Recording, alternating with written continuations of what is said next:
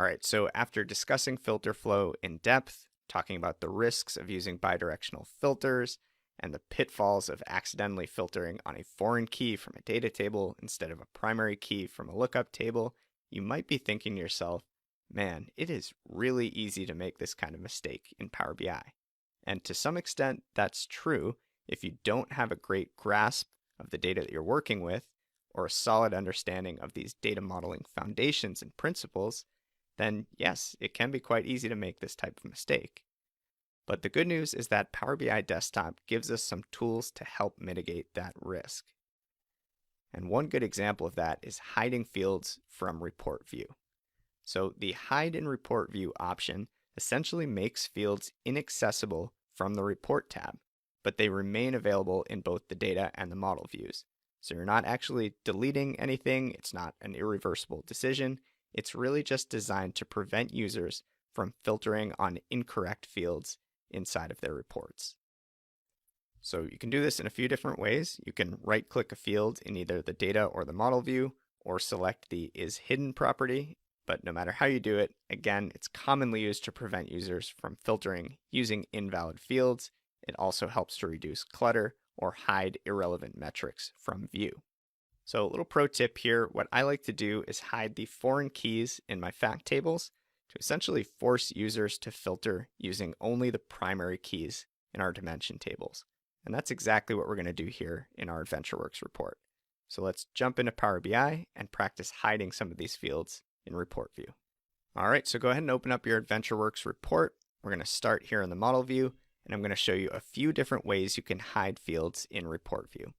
And one thing to note, you can actually hide entire tables as well by selecting the table and either right-clicking and choosing Hide in Report View, or clicking that Is Hidden toggle in the Properties pane. But in this case, we want to target individual fields and specifically those foreign keys inside of our fact tables. And that's going to be any column, any field that we're currently using to connect to our dimension or lookup tables. So for sales data, that's going to be our customer key, order date, product key, stock date, and territory key. For returns, it will be our product key, return date, and territory key.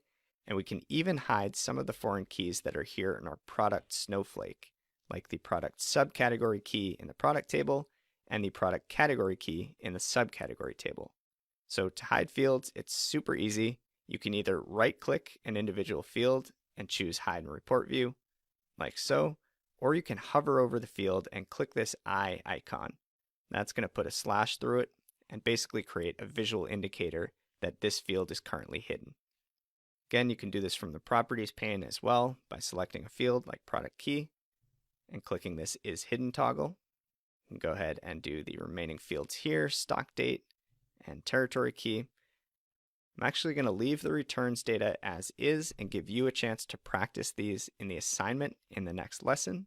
But let's go ahead and knock off these remaining two fields from our product tables. And to do that, we can actually do it in data view just to show all of the different ways we can handle this.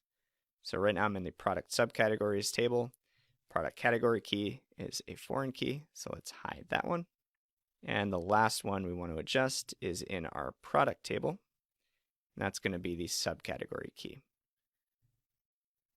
And that should do the trick. So now, just to see the implication of what we've done, we can jump into the report view and we can look at our data view here on the right side of the screen, and we should only see fields that have remained unhidden. So for sales data, we no longer see that territory key, that product key, that order date field.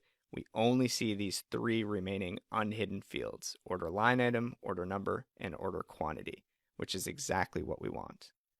So there you have it. Hiding fields in report view is a great way to foolproof your data models and reports in Power BI Desktop, especially if your end users are a little bit less technical or less familiar with the underlying data.